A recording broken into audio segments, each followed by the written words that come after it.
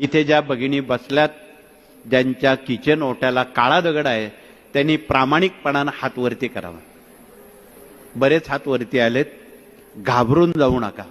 ती भीती आत्ताच इथे सोडून, या पिरॅमिडला जो पिवळा रंग आहे तसा ऑइल पेंट आपण एक डबा घेऊन जा आणि दिसेल त्या काळ्या दगडाला पिवळा करून टाका.